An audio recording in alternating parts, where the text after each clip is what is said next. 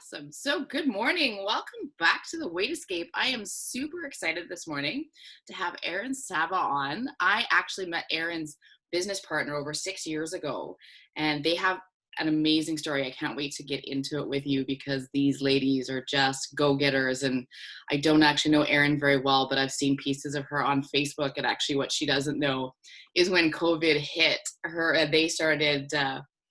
Putting some workouts on live on Facebook, and I actually jumped onto a couple because I was like, I trust them. I need a little bit of a butt kicking right now, and I need someone else to show me what to do. So I'm going on there live, and I'm gonna do. Oh, And I need to move too. And even though, we know what we're doing, sometimes we need somebody else to give us a little bit of a kick in the butt and just be able to show up and have someone else do it for us, not do the work, but tell us what to do. So welcome, Erin. I would love it if you could just tell us a tiny bit about yourself, how you got into fitness, actually, what you do, and we'll go from there. awesome. Thank you so much for the introduction. And that makes me so happy that you joined in one of my workouts. Sometimes when you're online, like virtually, it's like you could see people hopping on and you're like, are they just like waiting to see me do something weird or are they actually doing the workout with me? So thank you so much. Like she said, I'm Erin Saba. I am a mom, I'm a wife, and I am a co-owner to a fitness studio in Shelby Township, Michigan. And my business partner is Sam, who she introduced a little bit. And we actually met on Facebook. And I'll get into that story a little bit. But so, what I do as a coach and trainer is I'm an NASM certified trainer. I am a pre and postnatal coach and also a certified nutritionist. I have a huge passion for health and fitness and always have. And my life's mission is to help women, and now transitioning into this mom role. I love working with moms or women that are going to be going into that season of life, because things change when you have kids, and things are a lot different from when I was kidless to now. So currently I teach fitness classes online and in person, outdoors and things like that. And I also do personal training, and I'm a Beachbody coach. So I also coach women that way as well. Today, I am going to be talking about emotional eating and my journey as far as what I used to struggle with and how I've tried to overcome it. Um, with emotional eating, I don't think that you ever fully heal from it. It's always something that's there. So it's learning to recognize your triggers and learning to recognize when you're spiraling or when something is emotional versus if your body actually needs something. So my experience from start was I actually struggled with the eating disorder, and that's kind of how I unraveled into the role that I play now. I struggled with body image issues and self confidence issues from an adolescent, and it turned into an eating disorder. I didn't then know what I was doing. I just thought that that's what I needed to do in order to be skinny because that was my goal. I had this thought process that, and it didn't matter about health, it didn't matter about anything. It was more how I looked on the outside. That was what mattered. In reality, obviously, after therapy and many years of working on myself in personal development and reading all the books and listening to the podcast and getting an education, I realized that that's not really the case. So I started dabbling in fitness and taking care of my health. And as I started on my own journey to kind of heal from this mindset, and to focus more on the health aspect of things, I found my passion for helping other people do the same. I was realizing through my experiences that this is something that I see all over when I was in a sorority.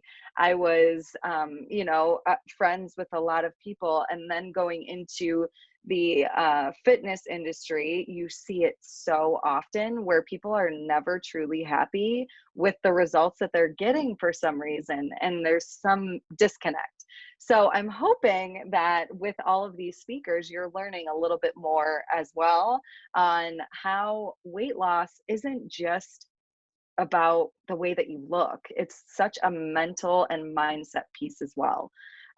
So after overcoming my eating disorder and things, I continued to work on myself, like I said, and I got certified in fitness. I started teaching group fitness classes, got certified as a personal trainer, and just continued that education. I knew that it wasn't just fitness that I needed to focus on. So I started digging into nutrition. I started finding, hey, I really like to cook. I like creating healthy options out of my favorite meals. If you knew me personally, I would tell you that I love a good margarita and some tacos. So obviously, if you're thinking that, you'd be like, but she's a health coach. You're not supposed to like tacos and margaritas. But hey, I'm human and I've learned ways to be okay mindset wise, to be able to have those treats and be able to enjoy those things without guilt and fear of gaining weight.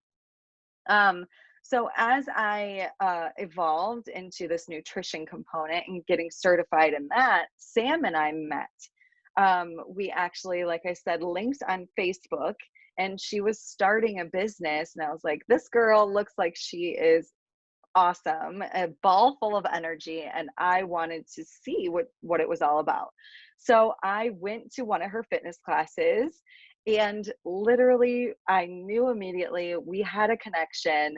And after meeting her in person, I was like, okay, what can we do together? Because obviously she was great at the fitness piece, not saying I wasn't, but that was like her passion. And if you guys knew her, which I know that she's going to be one of your speakers, she is so full of energy and just a great motivator that I'm like, I need to be a part of whatever she's doing. Yep. Um, so Sam and I started connecting, and we're like, all right, she said, I'll create the workout programs. How can we incorporate nutrition for an overall approach? And we created something that we call the Little Black Dress program.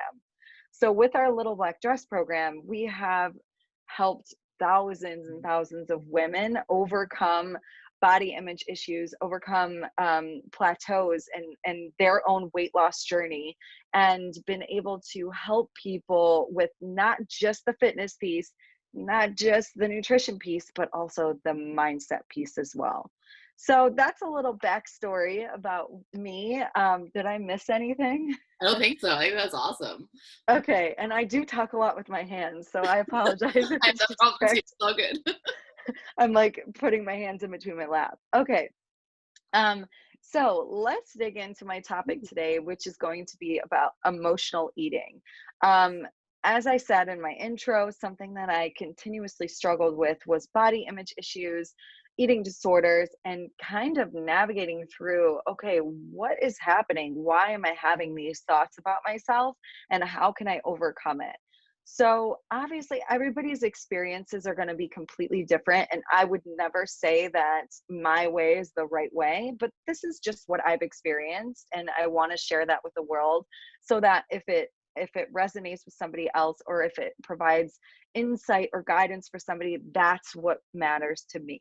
Um, I found through my own education and learning as I grew up that obviously there's something about feelings and food, and I couldn't quite figure that out until a few years ago. And what I realized was, as I grew up, my parents, and still to this day, we always celebrate with food, Mm. or we celebrated and we said, oh my gosh, you did such a good job, let's go get McDonald's, or let's go reward. And I always thought that food was a reward. Not that my parents did anything wrong or that that is wrong, because sometimes, it is an okay thing to do. But for me personally, as I grew up, I always thought that food was a way to reward myself. And if I was upset with the way that I looked, or the way that I felt, or if my jeans didn't fit that day, then I had to remove that reward. Insert emotional eating, image issues, and eating disorders. So, if that resonates with you, it's okay that that's a feeling. And here's my three top tips in order for you to overcome this and hopefully get out of this vicious cycle that is emotional eating. Um, so, number one, first and foremost, is to identify your triggers. Mm. So, what is triggering you? If you are the type of person that celebrates with food or alcohol, then let's figure out something else to celebrate. So for me, what I started doing is setting goals for myself, as far as business or personal, or if I was really good on my nutrition plan or worked out every day that I wanted to and hit these benchmarks. Instead of rewarding myself with food and alcohol, I started rewarding myself with other things. How can I, make myself feel good in other ways that aren't food or alcohol? And that would be things like massages, getting my nails done, getting pedicures. Obviously, those things cost money. Well, besides, did I say baths? Because I love a good bubble bath. That's Um, Bubble baths, like things like that, that just overall give you good feelings. Make a list of all those things. And regardless if you have the finances to be able to do those things, figure out things that maybe don't cost money that still make you feel good. So, going out for a walk, meeting a friend for a workout. Could you take a fitness class? Um, could you sign up for a program like this, or talk with people like this, and just fuel your mind with good positive feelings? So observe when you are having these triggers and making sure before you act on them, take a step back and think, okay, why am I feeling this way right now? Why is my mind immediately going to, dang, a good cheeseburger sounds good right now? And instead, replace it with something else. But making sure that no matter what, when those triggers happen, don't feel guilty about it, because this is something that is ingrained in your brain and has become a habit. Habits are extremely hard to break, especially in adulthood. If this is something that you've done your whole entire life, it's really hard to break these cycles. So don't feel guilty for the thoughts, recognize what's happening, and then figure out and redirect those thoughts. No judgment at all, because when we judge ourselves and we judge other people, that can become something that creates a sabotage moment, and then it's a guilt, and then we fall into a black hole and a vicious cycle again, which is what we're trying to prevent. So observe and realize what's happening, identify the trigger, and then move forward without judgment. Mm. Number two, be okay to feel your feelings. So, if you are the type of person that might get upset or get frustrated and you're like, I'm just going to bottle this up and I'm not going to talk about it to anybody, there's nothing wrong with that. But I'm telling you, you'll feel so much better when you start to realize that you can feel those feelings and it's okay. And it's okay to cry and it's okay to move on from them too. And you don't have to replay this narrative in your head over and over and over again. It's something that you feel. You're human. We all have that. And it's okay to have those feelings. So if something happened and you're having a bad day and you are want to reward yourself with a glass of wine. For instance, somebody like me, I'm a mom. I have a 6-month-old who is in a sleep regression. Last night, it was a struggle getting her down, okay? Like scream crying. We're trying the whole cry it out thing, and it's stressful. I wanted nothing more than to have a glass of wine to relax and unwind. But instead of doing that, I don't have it next to me, but I had a LaCroix. So I Nice. had something that was a treat, but and then I sat and I was like, okay, so just decompress. It's okay to be frustrated. It's a baby. Obviously, they're going to give you struggles. They're gonna be hard. So instead of reaching for a bottle of wine or a glass of wine, I to relax, I just sat in my feelings and I felt my feelings and I said, okay, I feel better. I'm doing this instead of choosing the latter or having the glass of wine, right? That goes back to identifying those triggers. I identified that I was having feelings and I wanted to feel them instead of numb them. Um, and then number three would be planning. So I don't know about you, but if you've ever heard the saying, don't go to the grocery store hungry, don't go to Costco. I don't know. Do you guys have Costco in We do. Yeah. Vancouver? Oh, yeah, we do. Okay. Very Don't go to popular. Costco hungry Right. with all the snacks and all the samples, right? So making sure that you're planning ahead is going to be something moving forward that will help you extremely. You have a bad day, okay? The drive-through is so easy and so accessible and so soothing if this is something you have in your mindset. So if you don't have food prepped or prepared, then why wouldn't you just say, well, it's just easier just to get McDonald's or, whatever food that is your thing. Um, Planning ahead and having healthy options always forefront right in front of your face is going to make things so much easier for you to be able to choose a better option. So instead of mindless numbing with food or alcohol, is there something else in your fridge or in your pantry that you could be like, hey, no need to run out and go to the fast food drive-through. I have food already prepped in the fridge. I'm going to eat that instead. And yes, that's a decision.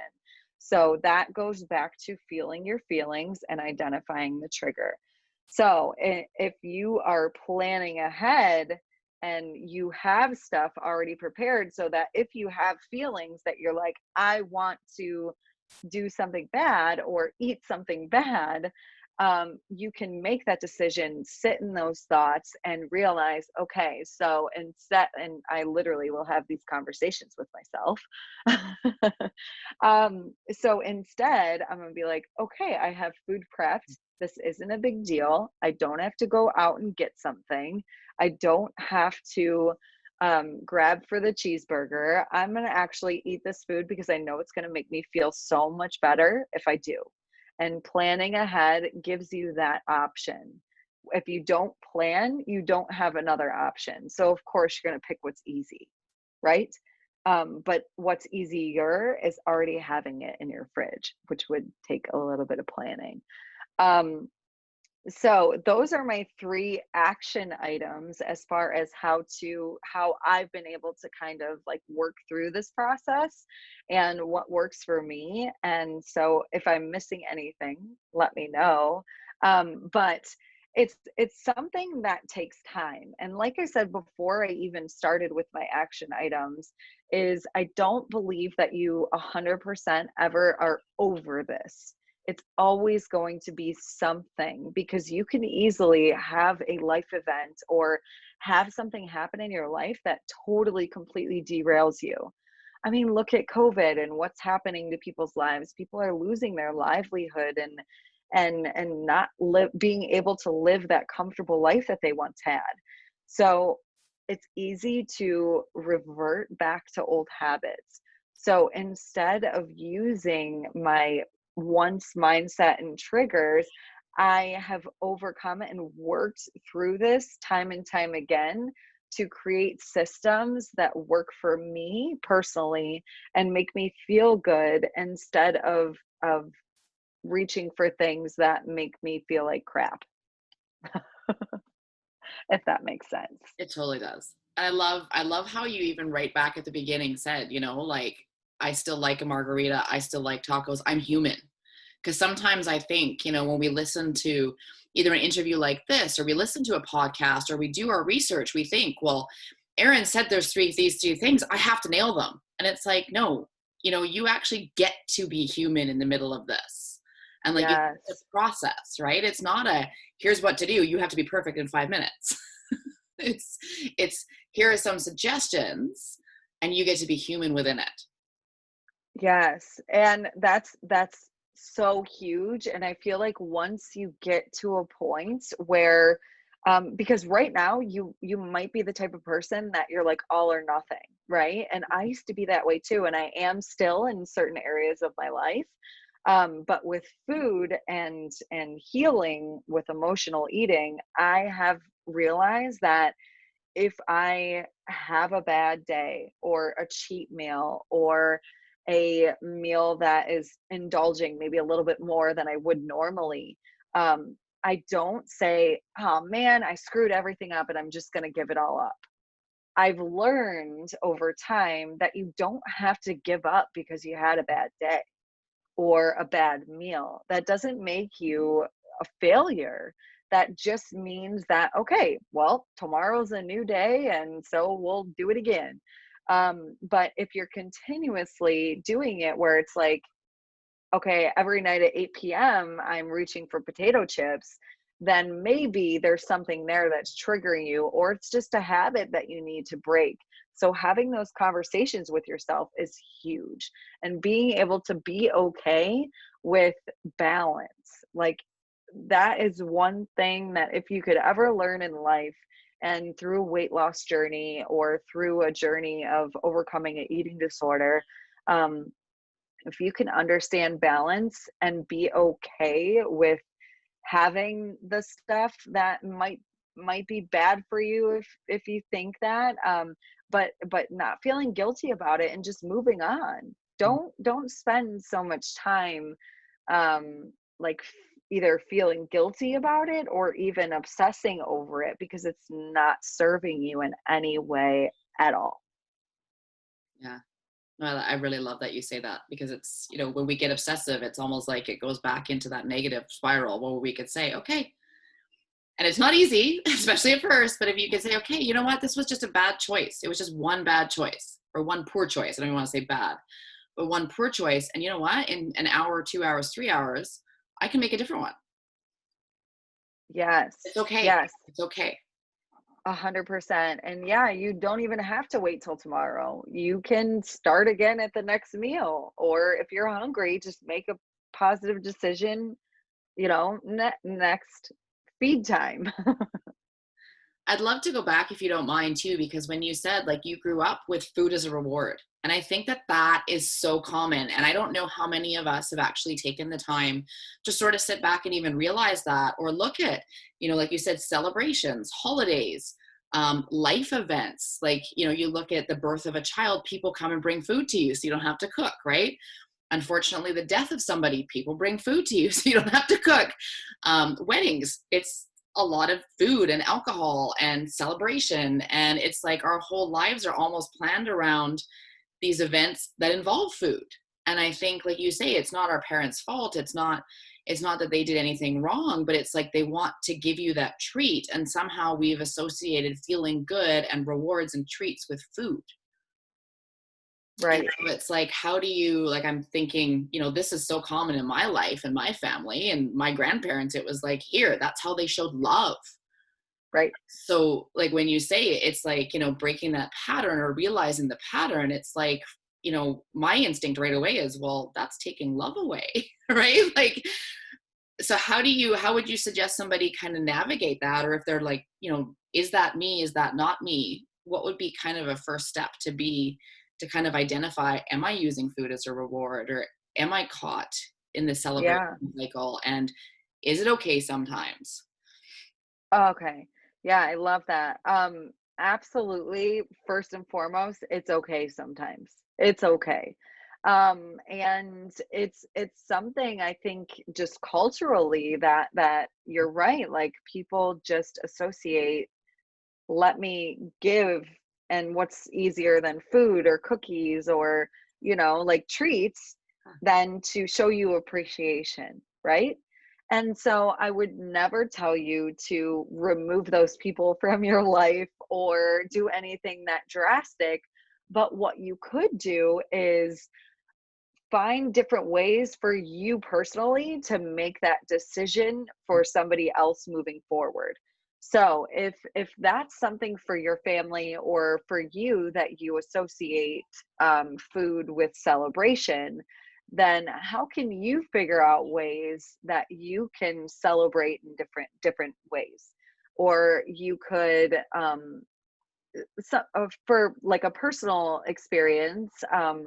My in-laws, for instance, every single celebration, every single birthday, every single even just a night over for dinner, it's always what's for dessert. Ah, And I'm like, but but why? Like, why do we have to have dessert every single time we get together for dinner? Like, you don't have to. So what I started doing was I started bringing fruit or suggesting that maybe we have fruit instead of having like a cheesecake or something. Or I would just say politely that, I love that we're celebrating, but I don't think we're going to have dessert tonight. I hope you don't mind. If especially if I'm hosting. If I can't control myself with those triggers, then I would remove it if I had the control. If you are somebody that is attending an event, obviously it's going to be a little bit harder for you to be able to control what's on the menu. But just understanding that if you want to have a piece of cake or have a cheat meal or have something that isn't in your normal routine, you're planning ahead for it. mm, So, doing something like having a day where you're going to plan like what are my meals for the week, what's coming up in my schedule, am I going to be able to control if I'm going out to dinner, or if you are going out to dinner, can you look at the menu ahead of time? These are all things that I've kind of learned along the way. But if you are not in control of what's on the menu, what can you control? And you can control your decision. So if there's food on the table or your portion sizes, even if you can't control what they're serving, you can control how much you're eating. If you decide that you want dessert, then make that decision and be okay with it. If it's going to help you, if it's going to make you spiral and then stop at the drive through on the way home, or go to, I don't know, if you have Dairy Queen, or go get ice cream or something after you've already had a little bit of sweets and you're like, that wasn't enough, then maybe you just don't have any at all. And it's not that you're depriving yourself from it. It's just you have to work through these mindsets and things until you feel like you have full control over it. mm. I love that you brought up the planning piece because I think, we've been exposed to so many different ideas around dieting and things like that. And we all have that idea of, like look at the menu and there's certain things to look for. But I don't know how many people actually think about looking at the menu before you even get there. So you've kind of got that plan of this is what I'm ordering, this is what I'm doing. And like you say with dessert, if you've planned ahead not to have it, it already makes it, I would assume, easier in your brain that when you get to that point, it's like, well, I already know what I'm doing. So that temptation isn't that split second decision. It's actually a decision that's led up to it. 100%. So if I know we're going to a specific restaurant, my husband finds it so annoying. And, but that's just something that I have to do. I always look at the menu beforehand and decide what I'm going to eat before I even get there. Because if I get there and I smell something that's going to be a trigger for me, or smell like so good, that I know isn't the best option, or I didn't plan for it, then I know that that's going to make me not feel great about my decision. So if I go in and that's something I can control, is looking at the menu in advance, picking out my food and not even having the temptation of the appetizers, the fried food. Of course, you guys, a fat juicy steak is gonna sound, and mashed potatoes is gonna sound a lot better than a salad, right? I mean, unless that you like salads, that's great. But obviously, there's going to be a better for you option. So if you can go into it knowing that that's already your decision, you already made it, it's going to feel a lot better for you than being like, man, should I make this a cheat meal, or should I just stick to what I said I was going to have, or stick to a healthy meal? Like, don't even give yourself the option.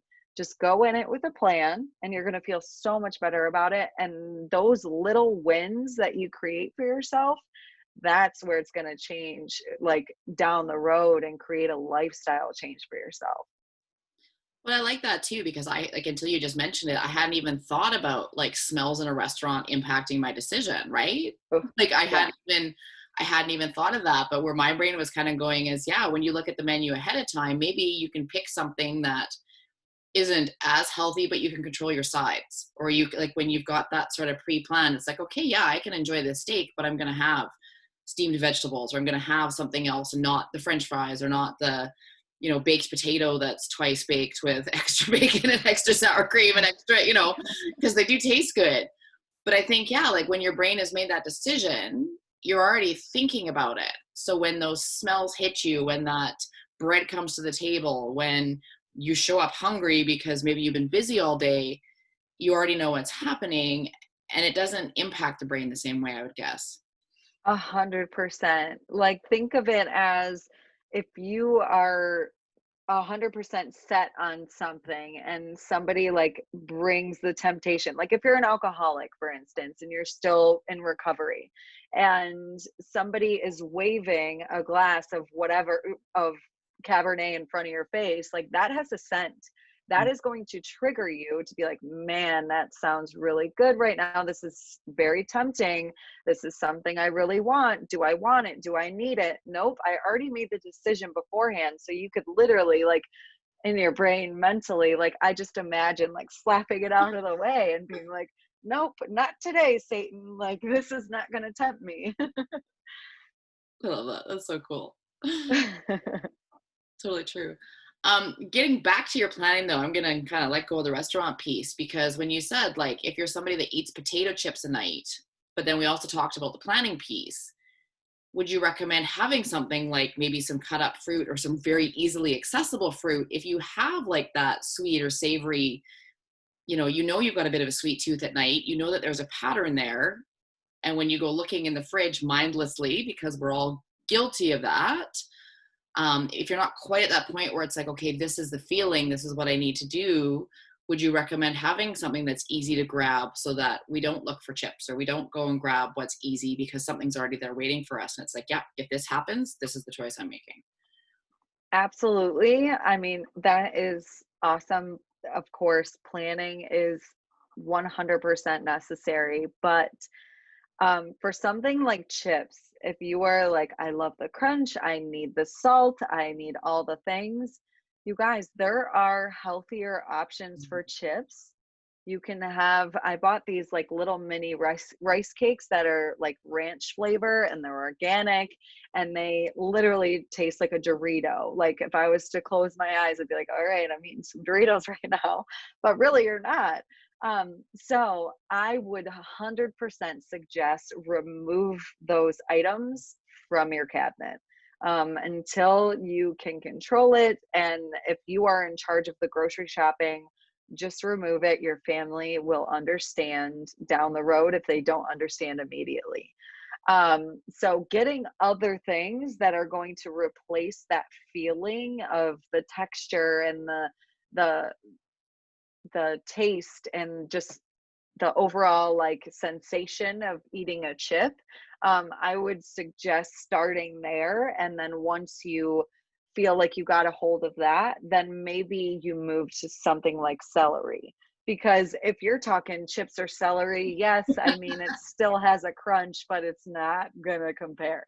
So if you can find a healthier option that you can enjoy just as much and it satisfies that urge for you, then I say start there before you 100% like get rid of all the things that you love and just find an alternative for it before you move on. We're talking baby steps here, moving forward, because that's again how you're going to create that lifestyle change. So I'm thinking, with people listening, Yeah. if they're thinking, like I know my diet's not amazing. I know I make maybe not the best healthy choices, but I really struggle with the sugar and or salt addiction. If I really do the work and start to work on it, and maybe I get through a day and I can do it, but then I go crazy. Maybe I get through 2 days and then it's too much. What would you say if they ask you, like, does it get better? Does it get easier? Does it get to the point where, once I start kicking it, I actually do feel better with some of the foods I'm choosing? And how A much of that hundred. is mindset, right? Or like an actual physical addiction? Both for sure. Especially if you are like have a sugar addiction or you crave sweets. That is definitely a mental thing, and I highly recommend just even educating yourself and reading about sugar addiction and what it really does. Because it's a real thing, you guys. So if you're struggling with that, acknowledge it, and first and foremost understand that sometimes it might be out of your control. It's just something your brain is telling you you need. So how can we create, when we get those triggers, how can we create a different narrative? So if you are craving chocolate, sweets, things like that, having the fruit instead, that's going to um, give you a different, still give you a sugar feel that you're getting something sweet, but it's a better for you choice than having a bowl of ice cream. Or if ice cream is your vice, how can you create a protein ice cream or a pudding out of protein powder? You guys, there are unlimited resources and recipes and all the things for anything that you crave. You can find a healthier option for you that's going to make you feel better, both physically and mentally and emotionally as you go through your journey. Um, does it get easier? 100%. It gets easier because these are daily habits that you're going to consistently start to make. And when you fall, understand it's okay and you just get right back into it. But it definitely gets easier because it's creating a new habit and lifestyle for yourself that you never had before. So think about, if you literally wake up every day and you never make your bed, never made your bed in your whole entire life, you're 50 years old, there's no way you're going to start making your bed today. But if somebody told you, you're going to feel so much better, you're going to create more positive energy, you're going to create things in your life that you never thought imaginable just by making your bed, would you start making your bed? Probably. I mean, if your goal was already in a thought that you wanted to feel better in life, then you would probably start to make your bed. So as life goes on, you might get busy or you wake up late one day or you forget and you don't make your bed. It's not that it's that you not that you haven't created those habits, but it's just something that you need to be like, "Oh, dang, I didn't make my bed today. So tomorrow I will make my bed." It's kind of like the same thing. Just think about it with food. Mm. I am consistently having Oreos at night at 8 p.m. at night. Like, what's going on? I want to change this habit. So I, instead of reaching for Oreos, my first stop is to find a healthier alternative. Okay, so I'm reaching for the healthy alternative, reaching for the healthy alternative. I got rid of the Oreos. So then the next step would be to, okay, so how can I only do this 2 nights a week instead of every night a week? How can I Um, take it down to 1 day a week. How can I switch from the healthy Oreo to fruit? And it's going to be those actions over time. The Compound Effect is a great book if you've never read it. And it's these little decisions that we make every single day that are going to make it a lot easier down the road. And immediately you might not feel that, but you 100% will. Mm. So is this the sort of work that you do with the ladies in your little back dress program? Kind of start and then make those little, okay, here's your first little step, and then here's the next, here's the next, here's the next.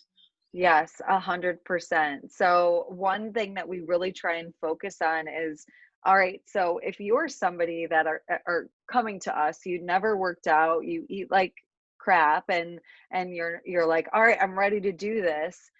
I would never preach diet. This isn't a temporary fix. So let's start small and figure out things that you can do every day that make you feel good. And once you got that habit down, let's find something else. So, first stop, water. Are you drinking enough water? Okay, once you get half your body weight in ounces in water, that is something you can check off. That's a habit, that's a healthy habit moving forward. Let's figure out what else you're doing poorly that you see as an opportunity, Mm. and how can we create a new habit from that opportunity. So if it's diet, then what can we remove, or what can we find alternatives for? If you're having triggers, what's triggering you? Let's work there and start there. So just finding these small little things that you can shift and change in your ingrained thoughts and patterns in your own personal life, starting small over time is going to create lasting impact in your life. Mm. I love that you said the pieces, because I think we all get it in our head that we have to fix everything at once. And it makes it really hard, because how can you focus on food and water and exercise and this and that? And all of a sudden it gets so overwhelming that we're doing nothing. Mm, So I love the fact that you said, no, no, it's, it's this little piece and then this little piece. And then once you've got that, then you can add the next piece. yeah. And sure, we can get a diet plan and we can have a workout program to follow and we can start all the things at once. But if you are somebody that, I mean, I talked about it earlier, all in or nothing, then let's start with these little things. Let's follow the program, sure. But if you're finding that it's a vicious cycle that you're starting and stopping, then we need to stop completely and refocus and figure out little things that you can do that are going to make change. One thing that just popped into my mind when you said that is, it's better to be all in with one step and do it well than all in with Yes. everything and do nothing. Yes, yes, because like you said, I am completely like, if I'm going, I am doing all these things, it's like the overwhelm starts to hit, and then you retract and you're like, okay, I can't do this. This is too much. And then you're like, I'm just not destined to be thin or to be healthy or to be whatever your goal is. And that's so not true. That's just a comfort piece that we tell ourselves. So finding these little things to be all in on is huge. And then moving on from there. So it's not going to happen overnight. And it's not something that you can do in a week, even, or a month, or even a year. But if you are looking for change and you are craving change and want to make a different lifestyle for yourself, then these are the things that you have to recognize. And starting small is where it starts. Mm. I like that. I like that. So if we go back the beginning, your number one tip was, Okay, number one tip was just reiterate. yeah, observe and realize what's happening, but without judgment. Yes. Number two was to be okay to feel your feelings and understand that you are a human and humans have feelings. So if you need to cry, cry. If you need to yell, grab a pillow and yell in your pillow. Or if you need to take a moment and step back before yelling at your partner or yelling at your kids, then that's what you need to do. But just understand you can feel those feelings and it's okay. And then number three was planning. Planning is going to be key with anything in life. Planning your meals, planning your habits, planning your change is going to be a huge, huge, huge asset to your weight loss journey. That's amazing. I love that. I love the pieces because they feel doable. And like you said, one piece at a time. And if you are that all or nothing person, you can still be all into one step. And I think, Yes. especially as women, and I don't mean to discount men, but I think because we're moms, because so many things, we do try to do it all. And if we don't do one thing well, it's like we come crashing down. And we need to realize, like, it's okay to not be perfect at everything. And it's okay to put your effort and do one thing well before stepping to that next thing. We don't have to figure it all out up front and do it all perfectly. Like you said, no judgment. Right. Right? Yeah. It's Yeah. hard. 100%. Hard. And going into it knowing that every day is not going to be sunshine and rainbows. You're not going to have a good day every single day. But being okay with that, feeling those feelings, and then moving on is going to be huge for you. I so appreciate not only you're sharing your three pieces, but also your personal story with it, because it just makes it relatable. Like we said, we're all human and we do have different experiences and not everything works for everybody. So that's why these like individual pieces become so crucial, because like you said, with water, that might be something that you're really good at that I'm not. And I need to be able to have the time to figure it out and have the time to reflect and even figure out if there's emotional feelings going on with that. And you might be able to figure it out in a week. It might take me a month, and it's all okay. Right. So like Yeah. it's all the habits, it's all the, ingrained things that we've grown up with. It's okay. It's okay to be on the journey at your pace. Yes. I love that. Thank you. So thank you so much for coming. We will have your email. So honestly, if anything has spoken to you or you have more questions for Erin, please reach out. Like she said, they have an amazing program, Little Black Dress program for ladies. And I mean, I wish I lived closer to you and could do it in person, because the pictures they post on Facebook, everybody just looks like they're having fun. It's like they've just taken this, like this shift, this transformation shift, and they just decided to make it fun, and they're all smiling and they're all dressed up and it looks like they're just having a riot. So I'd love to live closer, but I do know you offer it online as well. And we'll Yep. make sure we have your website and everything, Instagram as well, for people to check you out and take a look. But please, if you have questions, if something resonated, let us know. Like Erin said, sometimes, we sit here and we don't know who we touch. Like she didn't know I was tuning into her Facebook. And especially, with COVID times, we do these things and we do Facebook Lives, and we don't get that audience that we get in person. And it's like, is anybody even there listening? So reach out, let her know that she said something that spoke to you. And if you have any questions, she's a wealth of information. Thank you so much. I appreciate it. I'm so happy that I was able to do this. Thanks. Awesome. So thank you for tuning in today. We will have another speaker tomorrow. So don't forget to tune in, and thanks again.